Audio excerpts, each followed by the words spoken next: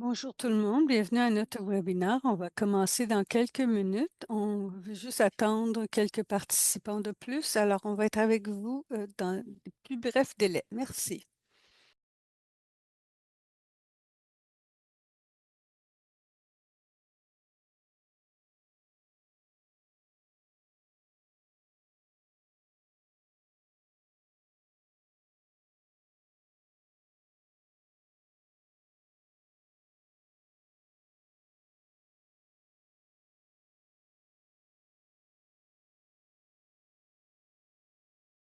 Bonjour tout le monde, il est maintenant 18 heures. Nous allons commencer.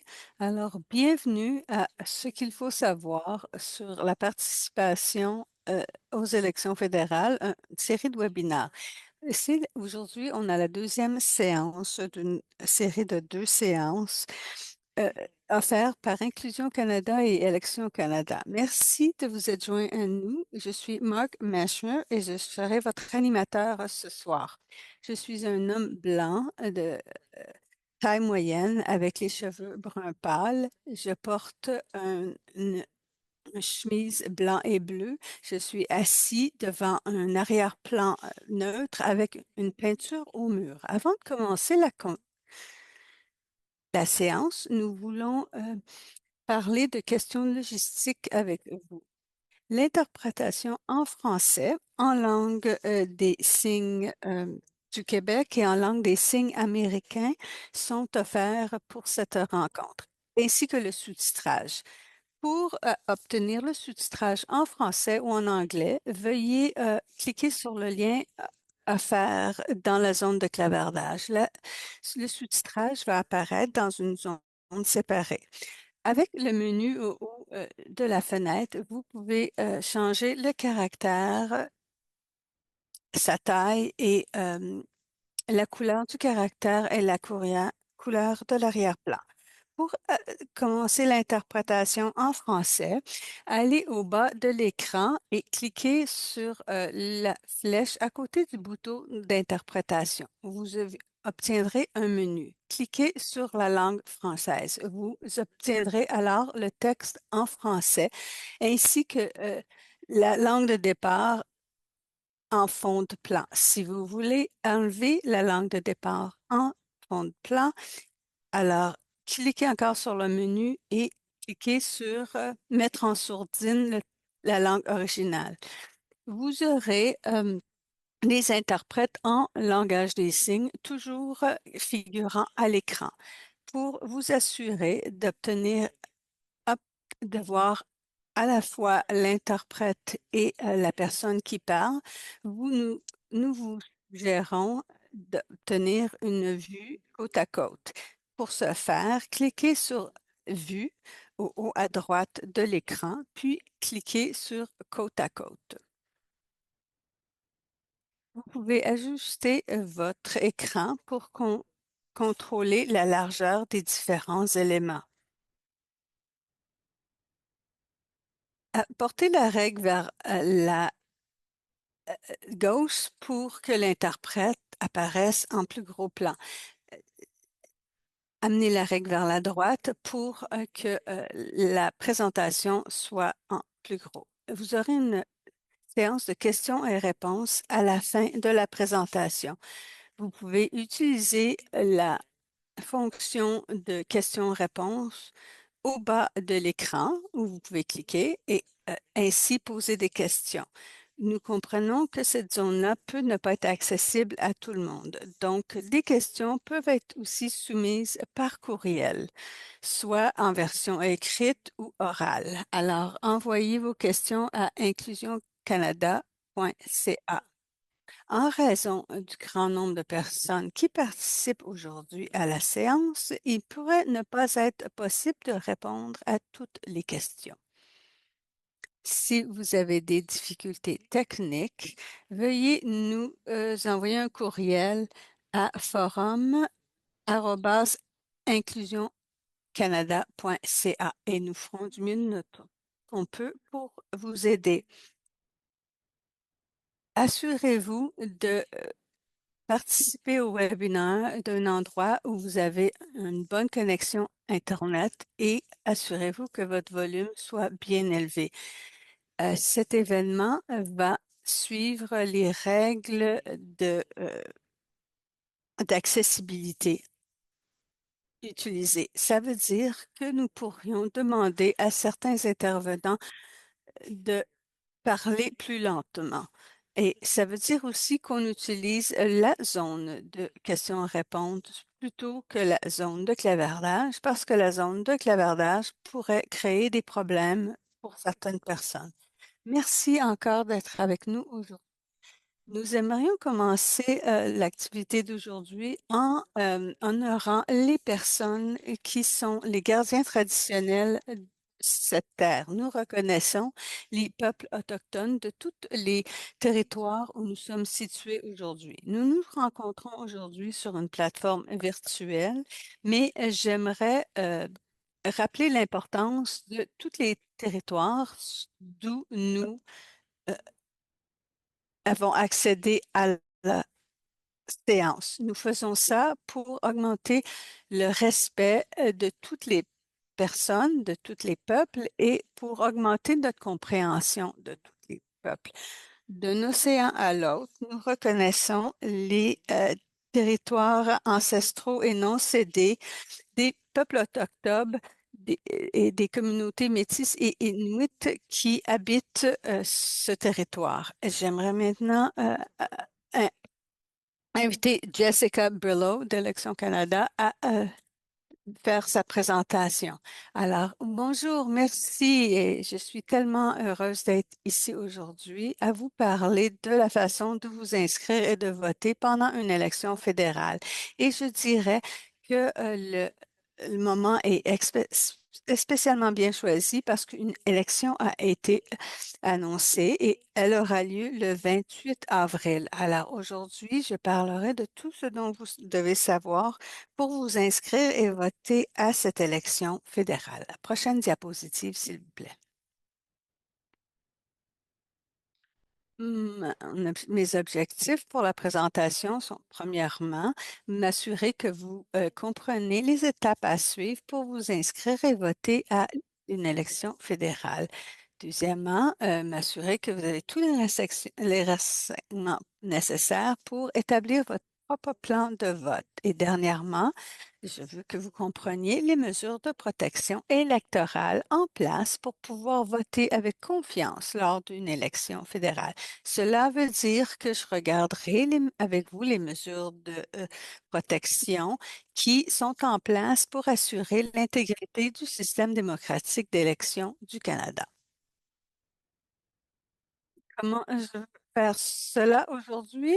Atteindre ces objectifs, premièrement, on regardera les rudiments d'une élection, le processus d'inscription et de vote, les outils et services d'accessibilité au bureau du scrutin qui réduisent les problèmes d'accessibilité. Aussi, nous regarderons ensemble la sécurité et les mesures de protection électorale.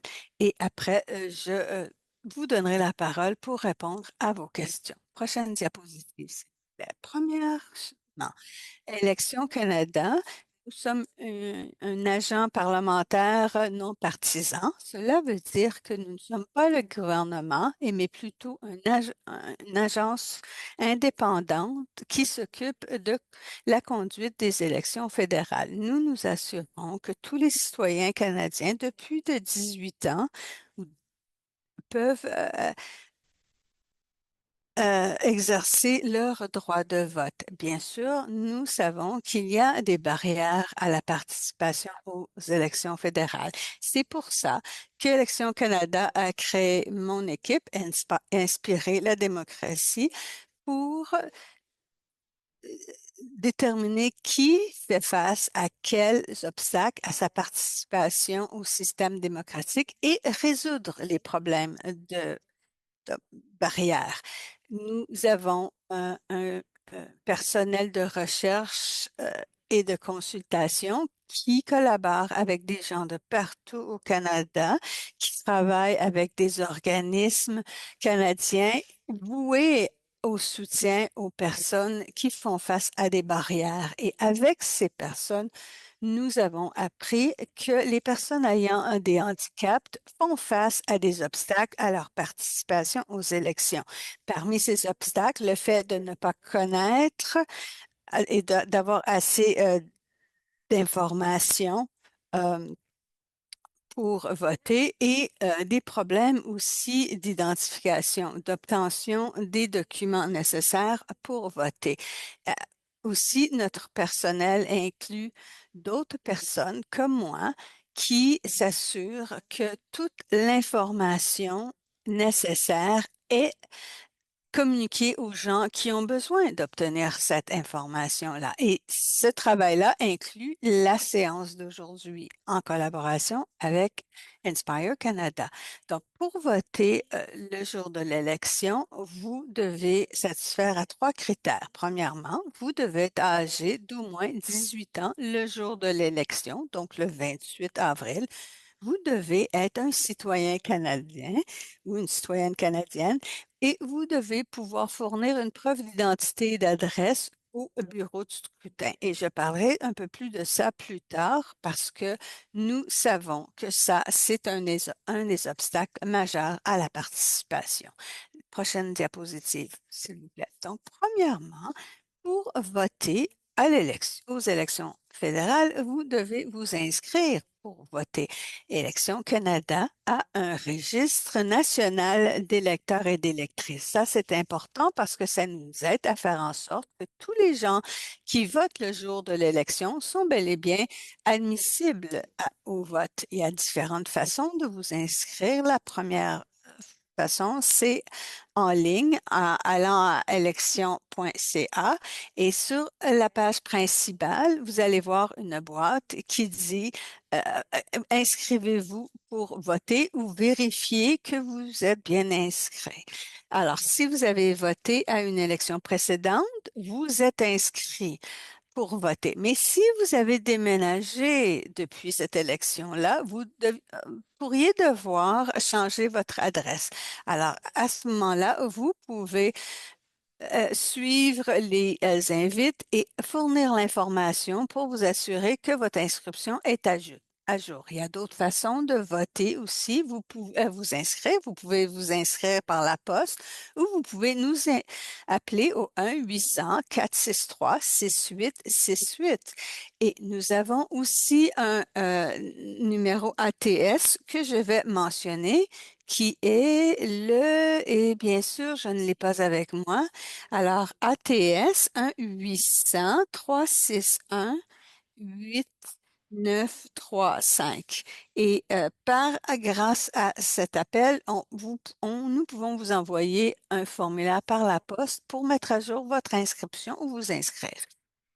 La dernière façon de vous inscrire, c'est directement au bureau de scrutin.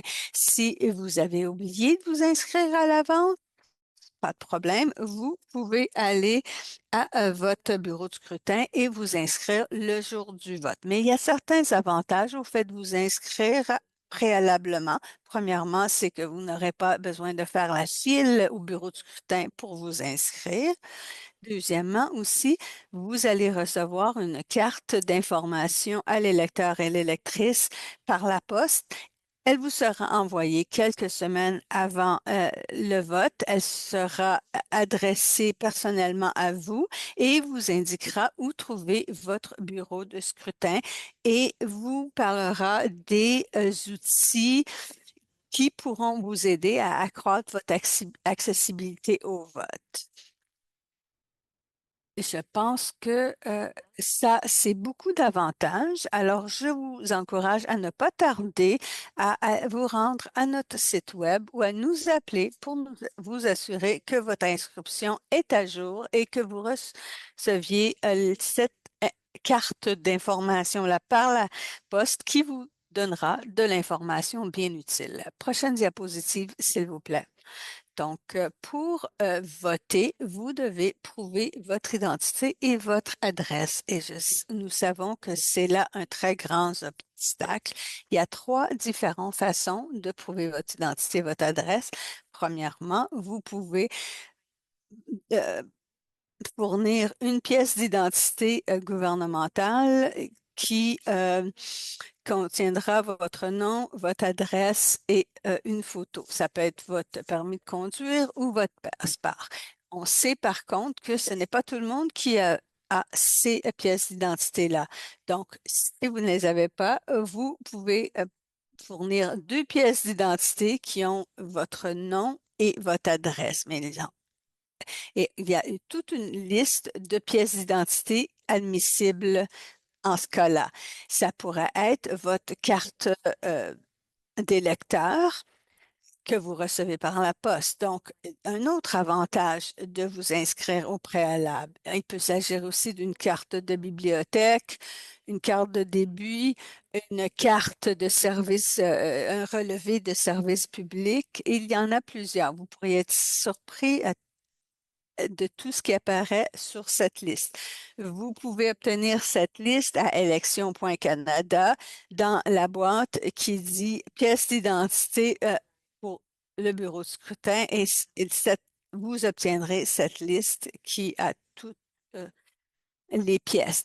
Mais encore là, c'est pas tout le monde qui a toutes ces pièces d'identité. Alors, il y a un troisième programme et là, c'est vous arrivez au bureau de scrutin avec un témoin qui peut valider de votre personne. Alors, vous arrivez au bureau de scrutin avec quelqu'un qui est du même district électoral que vous. Cette personne-là, elle aura ses pièces d'identité à elle et cette personne pourra témoigner de votre identité et vous pourrez alors voter.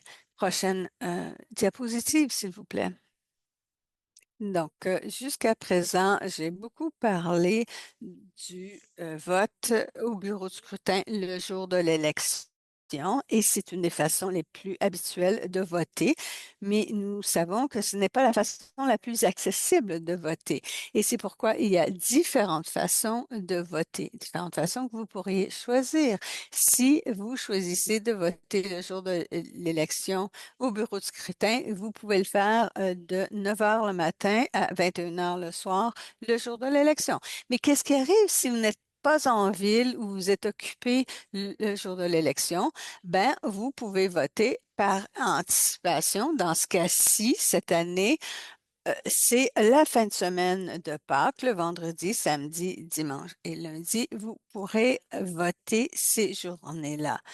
Alors, si le fait d'aller au bureau de scrutin le jour de l'élection ou aller voter par anticipation n'est pas possible non plus, il y a d'autres façons de le faire, comme le fait de voter par la poste. Donc, une fois que vous recevrez la carte d'information d'électeur par la poste, parce que vous serez inscrit et vous pourrez vous inscrire pour voter par la poste. Vous pouvez le faire par l'entremise de notre site web et à ce moment-là, vous recevrez une trousse par la poste qui contiendra un bulletin de vote spécial sur lequel vous pourrez inscrire votre choix de candidat.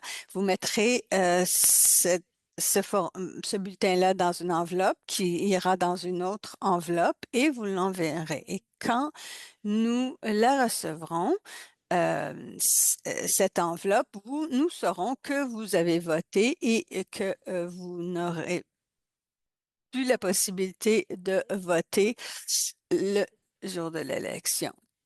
Donc, dans l'enveloppe où vous avez inscrit votre choix de candidat, cette enveloppe-là restera scellée.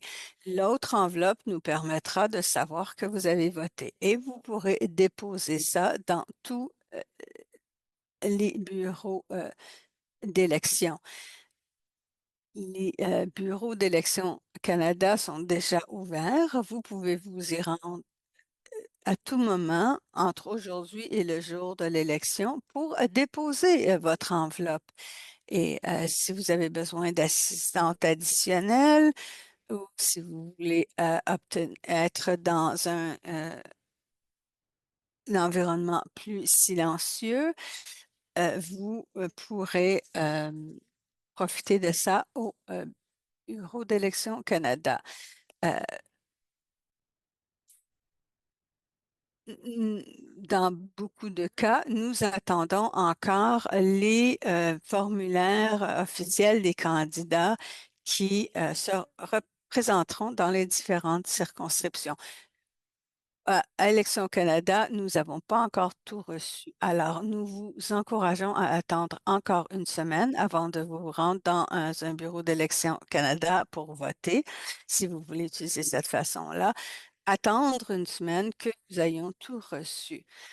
On a beaucoup aussi d'outils d'accessibilité pour accroître l'accessibilité des gens pour voter. Par exemple, on a des bulletins de vote plus grands qui ont les noms des candidats en gros caractères. On a aussi des listes de candidats en gros caractères et en braille. Nous avons un gabarit de vote tactile et en braille. Alors, le bulletin entre dans cette enveloppe de plastique euh, qui est tactile et qui vous permet de voter en braille. On a aussi des loupes, on a des crayons à prise facile et aussi vous pouvez faire en sorte d'avoir de l'interprétation au bureau de vote. Ça pourrait être de l'interprétation linguistique et gestuelle. Pour obtenir ces services d'interprétation-là, vous devez en faire la demande au préalable sur la carte d'information aux électeurs. Vous aurez le numéro à appeler pour demander les services d'interprétation linguistique et gestuelle. La dernière, le dernier outil qu'on vous offre, c'est de l'aide pour marquer votre bureau de vote. Alors, j'ai toute une diapositive qui parle de ça. Alors, passons à la prochaine diapositive. Donc, ça, c'est notre programme de vote assisté.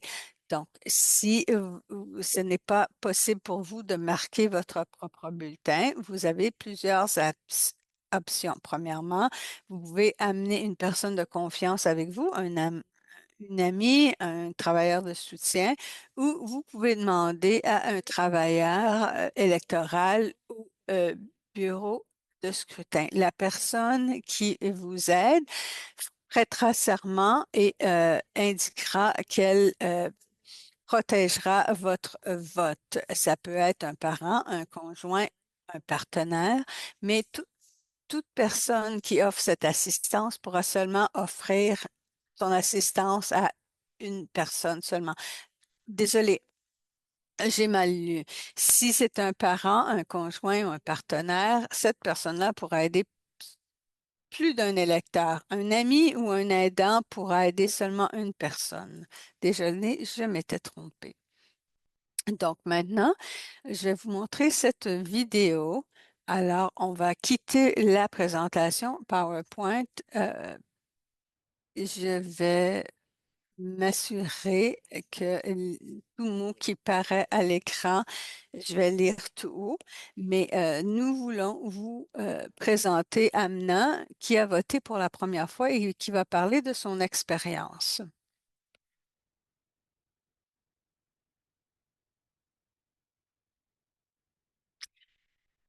Quand, Pour les élections fédérales, il y a différentes façons de faire partie de l'action, qu'il s'agisse de s'inscrire et de voter, de travailler lors d'une élection, de devenir candidat ou candidate ou de partager de l'information avec votre communauté.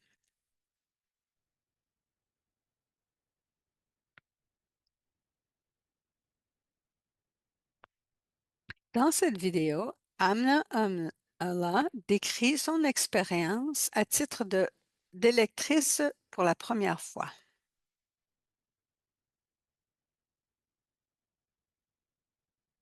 Donc, je pense que la première fois que j'ai voté, c'était durant la COVID. Je pense que c'était l'élection fédérale. J'oublie l'année, mais j'ai manqué les élections municipales. municipale. Alors, c'était durant la COVID. C'était ma première élection. C'était un temps bizarre, mais je me rappelle que j'ai reçu quelque chose par la poste qui me disait que c'était le temps de voter. J'étais excitée. Je suis la plus vieille enfant de ma famille, alors j'étais la première à voter. Donc, je me rappelle d'avoir reçu quelque chose par la poste, mais on m'avait pas montré quel était le processus. Alors, ma mère et moi avons regardé tout ça et quand on est rentré dans le bureau scrutin, au moment de partir, il y avait une préposée au scrutin qui m'avait demandé, ben, est-ce que c'est ta première fois ici? Et j'ai dit oui, c'est la première fois que je vote. Alors, elle m'a félicité, elle m'a donné un autocollant, une insigne. Tout le monde m'a applaudi pendant que je votais. Alors, j'ai trouvé que c'était une expérience merveilleuse, rapide, facile. Et parce que c'était durant la COVID aussi, j'avais l'impression qu'il vraiment, il suivait les lignes directrices de la santé publique. Alors, je me sentais aussi en sécuritaire. Quels seraient vos conseils pour un électeur ou une électrice qui vote pour la première fois? Je pense que mon premier conseil pour une personne qui vote pour la première fois, c'est d'aller avec quelqu'un. Moi, je suis allée avec mes parents la première fois, mais même la prochaine fois, si je retournais voter aux élections fédérales, j'amènerais avec moi une amie. Je pense que c'est bon d'avoir un réseau de soutien là en cas où on soit mêlé, mais aussi les gens qui travaillent là sont très gentils et peuvent vous aider. Mais je recommanderais à un électeur qui est là pour la première fois de s'asseoir et de regarder tous les noms de candidats. Parce que moi, je me rappelle que je connaissais quelques candidats, mais il y avait beaucoup de monde que je ne connaissais pas. Bon, je me sentais mal de décider comme ça au dernier moment pour qui j'allais voter en regardant les noms.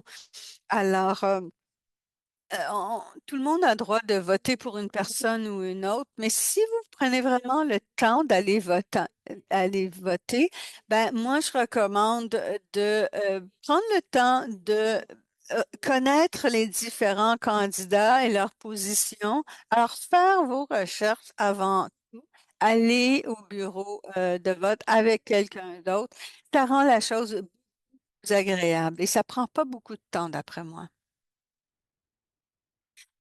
Comment on se sent quand on vote?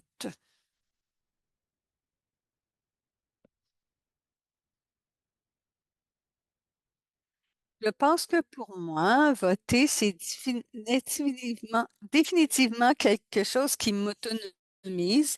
Quand on grandit, on entend parler de ce qui se passe au Canada, les différentes questions d'actualité là, euh, et on entend parler de ça, mais on est trop jeune pour voter. Alors, on arrive à 18 ans et on peut finalement voter, donner notre point de vue, notre grain de sel.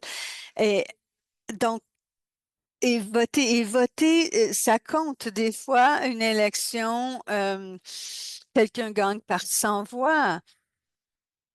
Et donc, il se peut très bien que mon vote fasse une très grande différence. Et pour ça, je m'assure de prendre le temps d'aller voter pour quelqu'un qui représente les questions qui me passionnent.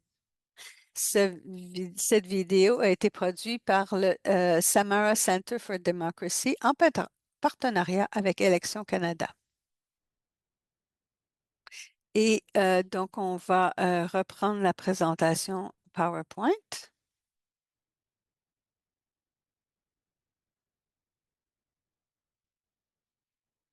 Donc, j'aimerais bien parler maintenant euh, des mesures de protection liées à l'inscription des électeurs et électrices, donc des outils qu'on a en place pour assurer l'intégrité du système électoral canadien. Donc, premièrement, on s'assure que seulement les personnes admissibles à voter votent et on fait ça par l'entremise de notre processus d'inscription au vote. On garde aussi on vérifie qui a déjà voté. Donc, le jour du vote, vous avez votre bureau de scrutin assigné. Donc, à moins de demander d'autres mesures, par exemple des adaptations pour accessibilité, vous ne pouvez pas voter à un différent bureau de scrutin. Vous allez à votre bureau de scrutin, et il note que vous avez voté et vous ne pouvez pas voter ailleurs. Et si vous avez profité du système de vote par la poste, vous ne pourrez pas voter le jour de l'élection au bureau de scrutin une deuxième fois. Tous ces systèmes-là se parlent. Nous mettons toujours à jour l'inscription des électeurs.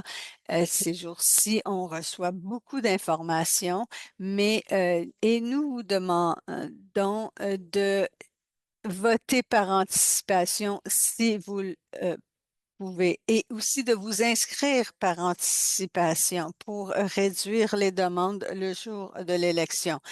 On protège aussi la vie privée des électeurs. Personne ne sait pour qui vous avez voté et cette information-là peut donc jamais n'être utilisée contre vous. Et j'aime mentionner cela parce que c'est pas toujours donné dans des systèmes démocratiques du monde. Ici, nous sommes très fiers de cela.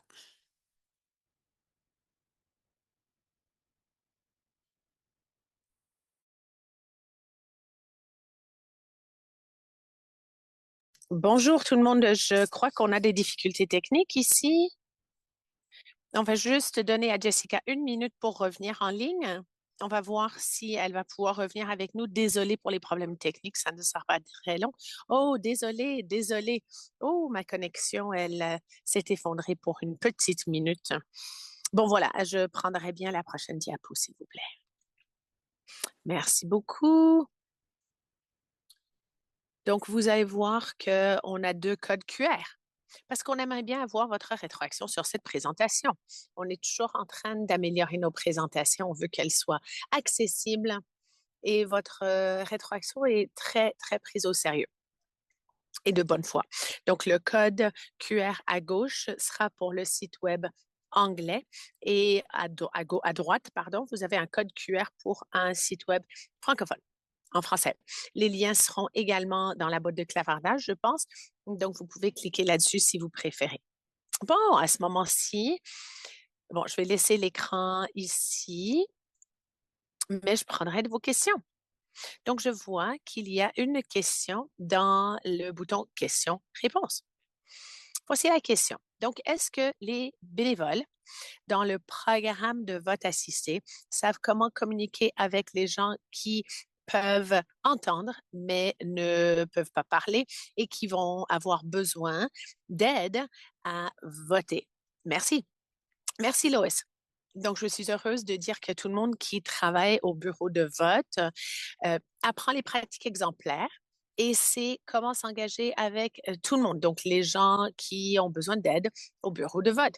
Je vais également vous dire que les gens qui travaillent au bureau de vote et qui travaillent dans le programme assisté ne sont pas des bénévoles, c'est ce que les gens pensent, mais tous les gens qui travaillent au bureau de vote est payé pour être là. La semaine dernière, j'ai donné une présentation comme celle-ci. J'ai parlé de travailler au bureau de scrutin. Et donc, je vais quand même vous dire que oui, on embauche au bureau de scrutin. Donc, si ça vous intéresse de travailler au bureau de vote, au bureau de scrutin, sur le site web élection.ca, il y a un onglet pour les emplois, si ça vous intéresse, et vous allez pouvoir voir quels postes payés sont là. Bon, j'ai une autre question, en fait, pour vous, Jessica. Ah oui? Oui.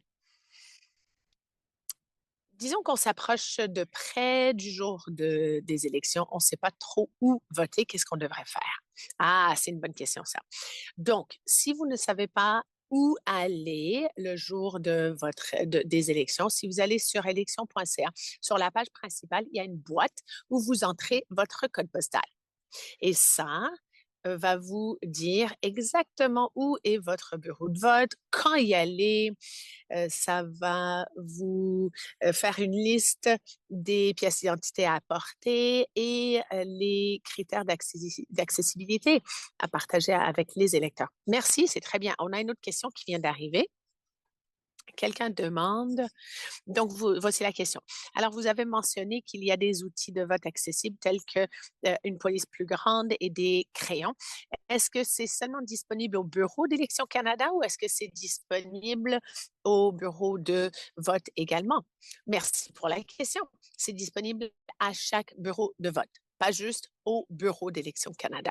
Une autre chose que je n'ai pas mentionnée, que je devrais mentionner, c'est que chaque bureau de vote a une liste de critères d'accessibilité que chaque bureau de vote doit rencontrer le jour des élections.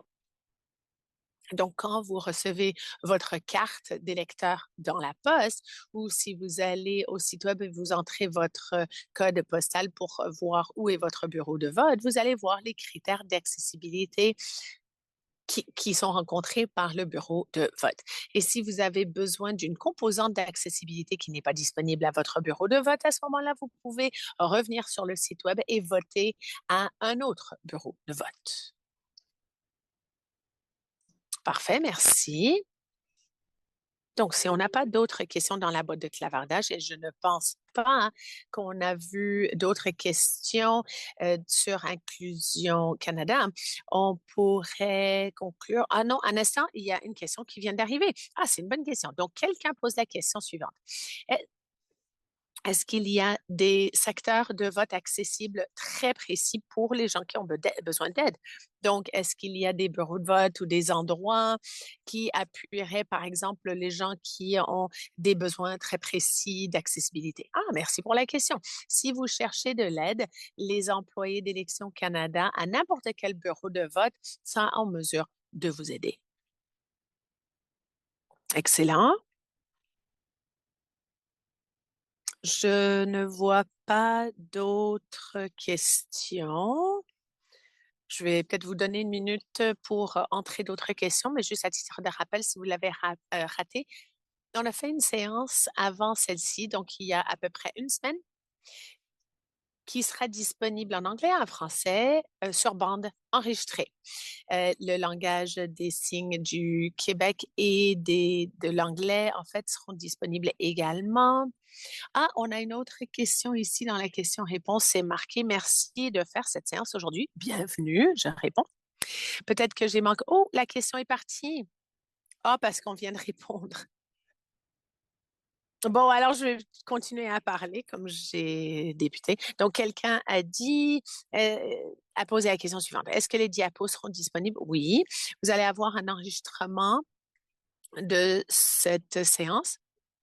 Il y aura un lien pour télécharger la présentation PowerPoint également. Donc voilà, je dis ça à haute voix.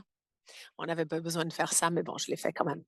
Oui, ben voilà, ça augmente le niveau d'accessibilité et ça rend les choses encore plus accessibles pour tout le monde. Merci à Jessica et à Élections Canada d'avoir été des co-hôtes aujourd'hui avec Inclusion Canada. L'enregistrement sera disponible prochainement sur le site web. Donc, vous pouvez l'utiliser si vous voulez vous rappeler des détails. Si vous avez d'autres questions pour l'inscription, vous pouvez certainement réécouter ce webinaire. Dans pas longtemps, on va envoyer un sondage. Le sondage va se retrouver dans votre courriel et le lien sera également dans la boîte de clavardage. Donc, on vous invite à remplir le sondage. Merci beaucoup de prendre votre temps pour remplir le sondage. C'est grâce à la rétroaction qu'on peut améliorer les événements de l'avenir. On veut que chaque événement soit aussi utile et accessible que possible. Encore une fois, merci beaucoup d'avoir été avec nous aujourd'hui et merci d'avoir été là la semaine dernière également. J'espère que vous avez trouvé ces séances utiles. Merci beaucoup d'être présent et présente et j'espère bien vous voir au bureau de vote.